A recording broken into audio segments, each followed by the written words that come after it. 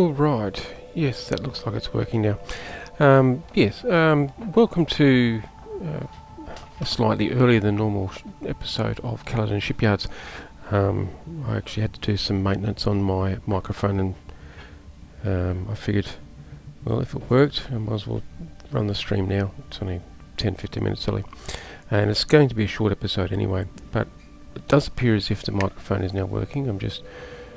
Yes, okay, it is working. I just checked my fold back on that.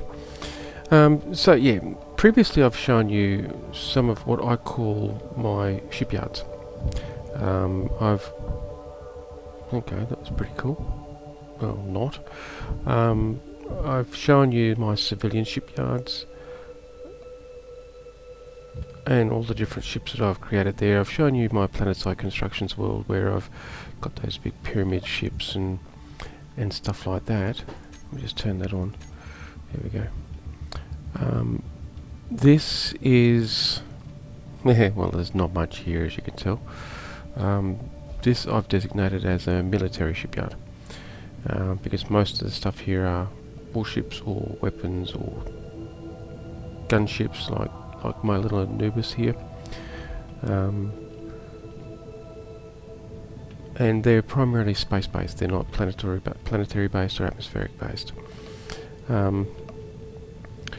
Now, as you can see, my little Anubis fighter here, we've actually got 6 Gatlings on this.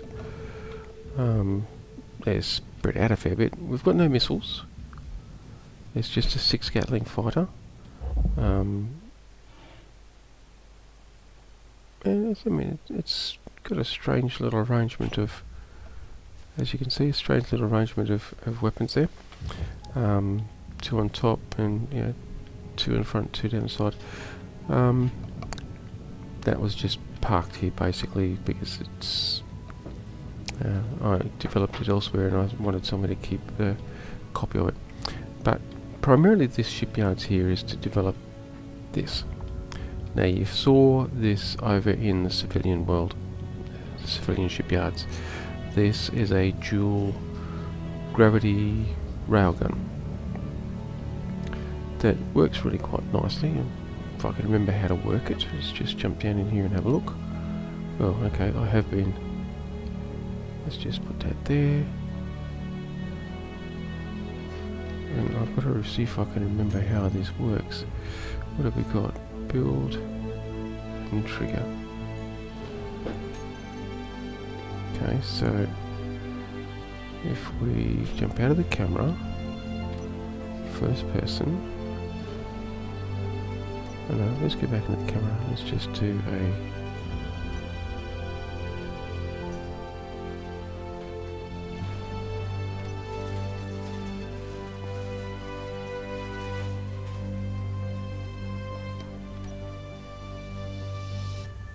As you can see, it's done a build. We've got these little projectiles sitting in here. So if we fire it, hit number 4, and we'll quickly jump into our camera again. Thank you. Now those projectiles are limited by any form of speed mod you're running.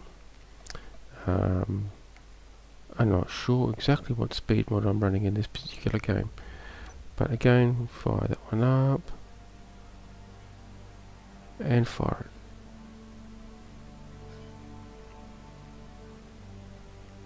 it. Now this was the very first prototype of this particular weapon. Okay, let's just jump out of here.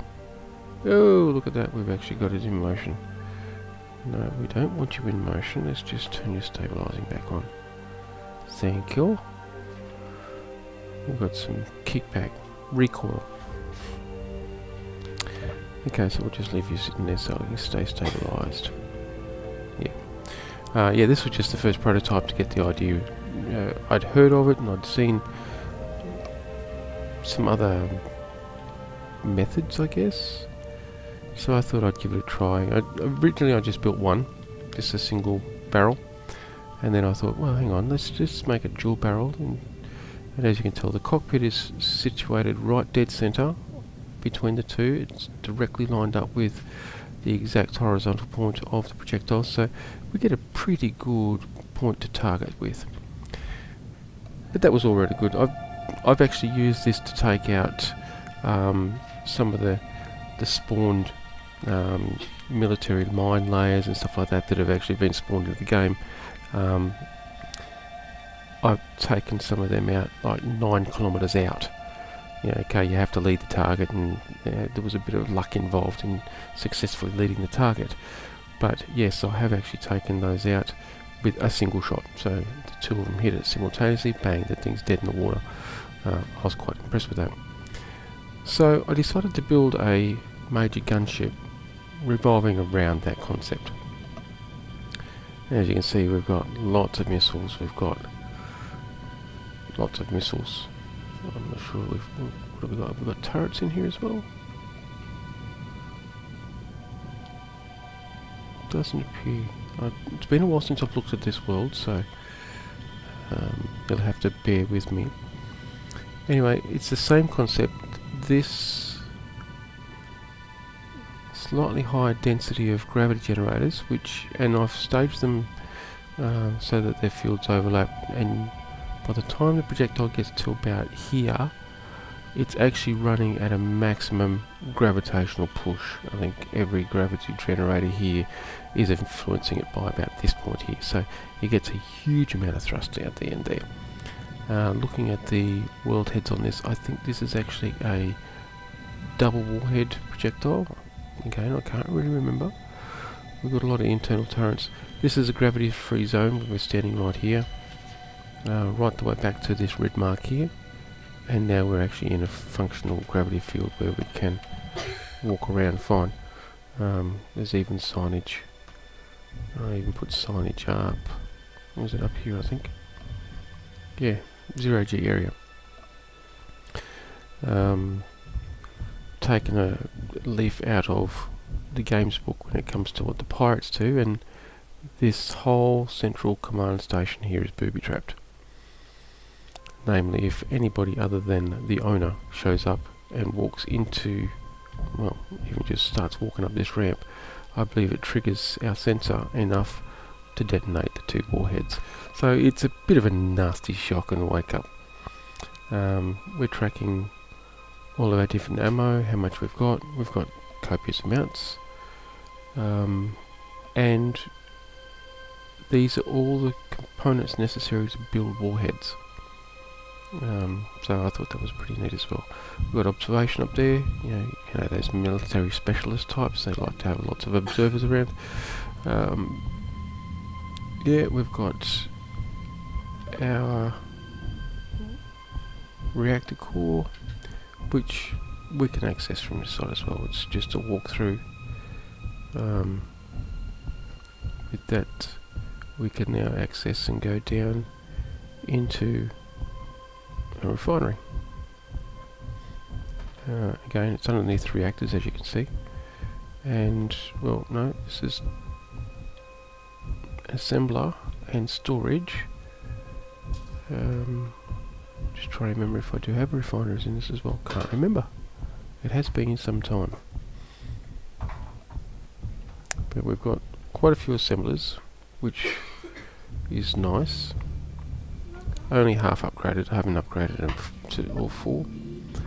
Hangar bays at the back here, all sensor driven. Hang on, are the hangar bays sensor driven? They are on the outside, not the inside. So we've got a sensor on the outside, but not on the inside. Although that one sensor works for both. Like if we've triggered the sensor now when we come inside. Yeah, by exiting the field it closes up. If we were to enter the field, which I don't think we can get close enough to do that. No, we don't get close enough to do it. But on the outside you do. So you can fly in. All the airlocks in this case are also sensor driven.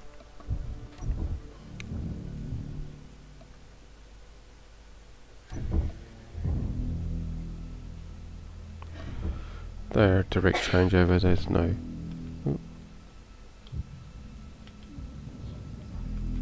Come on, open, thank you.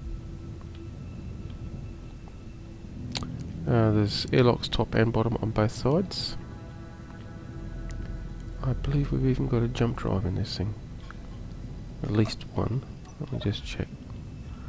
Oh, that'd be right. I trigger the sensor and then close the door behind me. Oh, in front of me. There we go.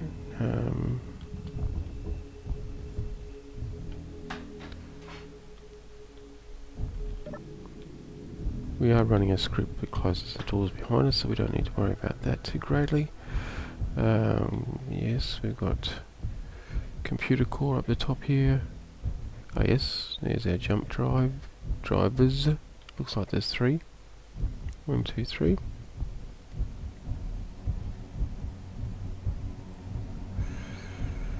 Now, this being a single barrel weapon, but it uses a double barrel warhead. Sorry, double size warhead, makes it rather potent. That's front. Oh yes, as you can see, I've called it hammer, and that's rear.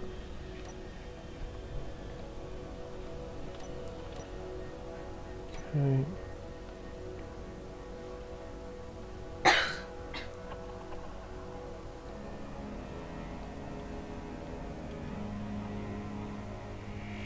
It ain't the speediest in the world, but then again, it's only got four large thrusters for reversing, as opposed to whatever it's whether 2, 4, 6, 8 or something rather at the back for forward thrust. But we're just going to pull it out here so we can find, hopefully. I mean, got plenty of gyroscopes as you can see. Yes, we'll take you, target you.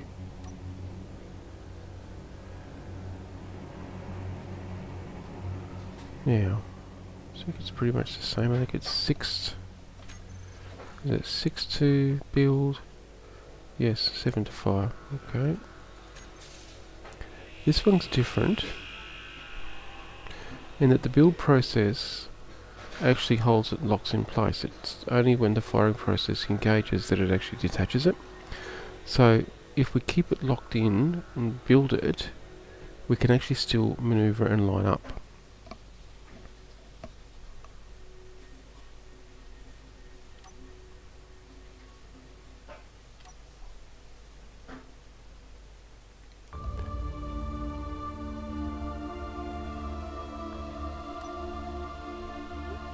Really, relatively rapid in production.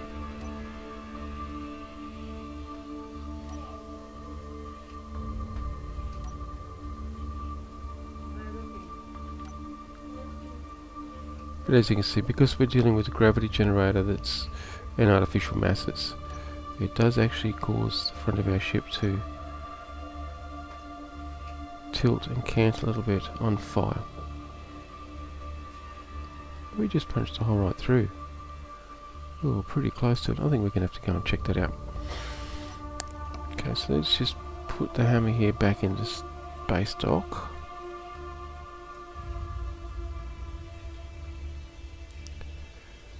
Which is not exactly as easy as it sounds, because it does have a lot of forward thrust and not much reverse thrust, so it's hard to slow to slow down, I should say.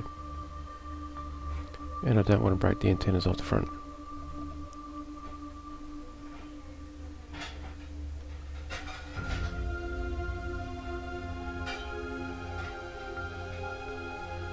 Okay, well, that's good, that's good, that's good. Let's just back up a little bit to be on the safe side. And that's good. So, I'm just going to take a shortcut here and we'll go out through the front barrel.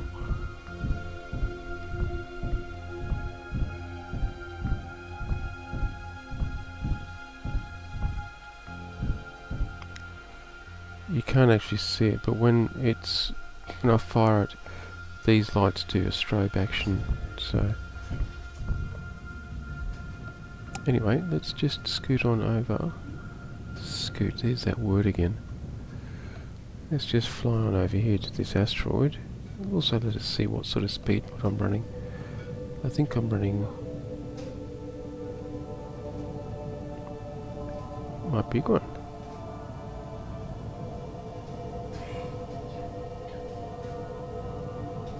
Yes. Okay. Okay.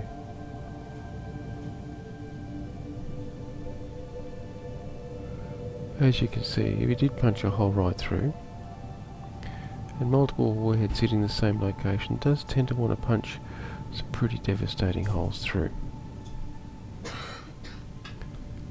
So I find it works quite well. It's never been tested in battle, but the concept and principle is sound, and I think it would, although what I have found is firing it too near to any artificial gravity field will certainly deflect or distort the track of the projectiles. That can actually be used to your advantage. I have tested it in what is it, like a red versus blue or whatever it is, one of those scenarios, and I fired it from one, and I actually utilised the artificial gravity field of their base to slingshot the projectiles up over it to hit the ship that was actually sitting behind it, so it actually would curve over top. It's quite interesting. Anyway, that's it for this episode. It's only a short one, like I said. Thank you for stopping by. I'm glad I've got my microphone working properly again, and I look forward to picking this up next episode. But for now, happy engineering.